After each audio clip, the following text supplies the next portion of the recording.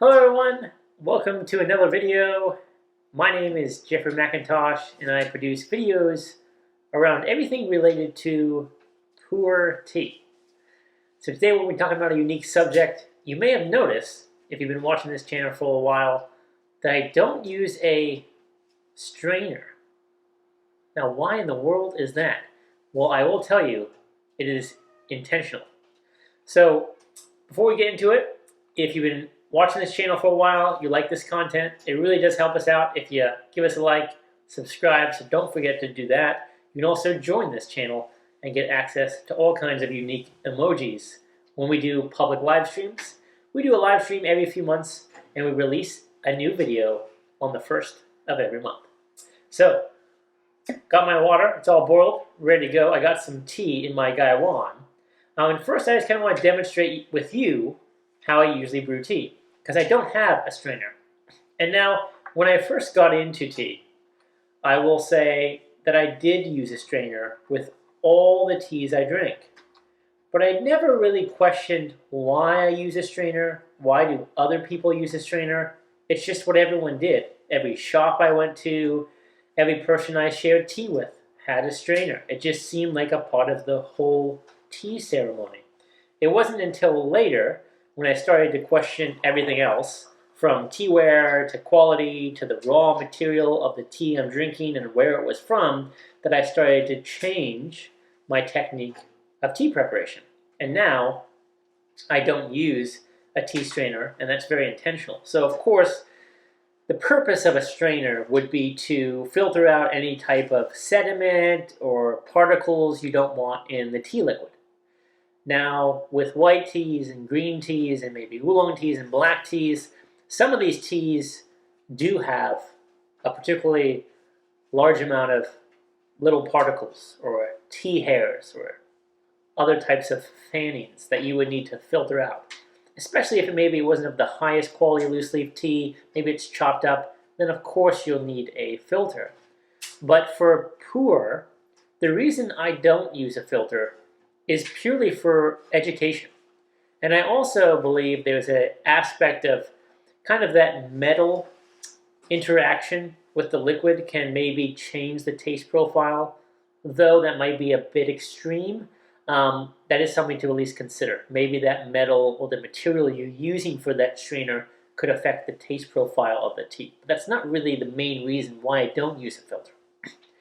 With Pu-erh, it's already quite difficult to understand the raw material. And as we may be able to tell good from bad tea, it's very difficult to tell good from great tea.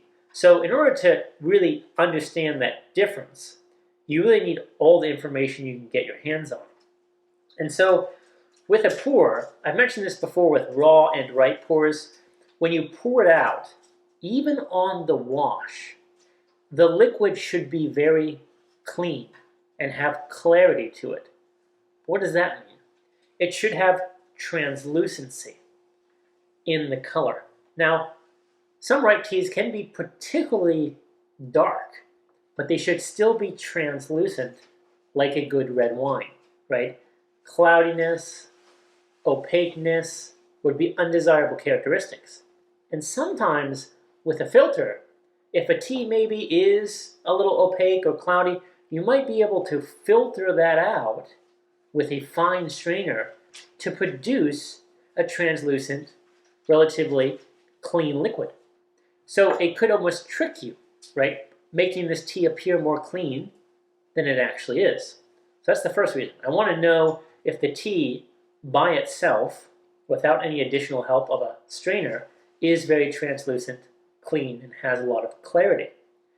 The second reason I don't want to use a strainer, especially with Pu-erh, is I've also had this conversation around small bushes and old tea trees. And older tea trees tend to have a deeper root structure, which allows them to have a larger, more abundant variety of nutrition, abundant amounts of nutrition. So if there was any particles or sediment left from the leaves, a very good quality pour, or old tea tree pour, the sediment should sink to the bottom once you give it time to settle. And of course, if you used a filter, you wouldn't get any of that sediment left over. So we want those sediments to sink to the bottom, not float to the top. And you also want to see inside the liquid. It can be translucent, but sometimes you can see a lot of hundreds of thousands of little hairs. That's also a very important piece of information because some types of pu-erh tea maybe have small hairs underneath the leaves, and I don't want to filter that out from the liquid. Though it may have some of those, it should still be translucent. And so that is the reason why I don't use a filter.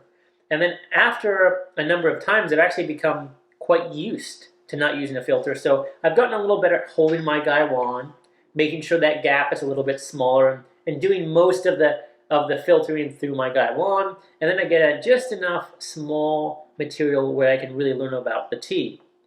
Now, some raw pours, you'll notice some of the sediment will be different colors, maybe dark or brown or black, and you can learn about the kilning process from those type of sediments. So I want as much information as I can get, and the filter just really removes all of that information. And so in a category of tea, such as pu-erh, which is already a buyer's beware market and very difficult to get accurate information, and then we're really on the consumer, the pressure is on the consumer to evaluate the quality of the tea they're drinking. And so if it's a new tea, I want to be able to distinguish what am I drinking, what's the water, what's the taste profile, what's the aroma. I don't want to filter out anything that could be negative. I want all of that to be in front of me so I can make an educated and informed decision about the tea I'm drinking.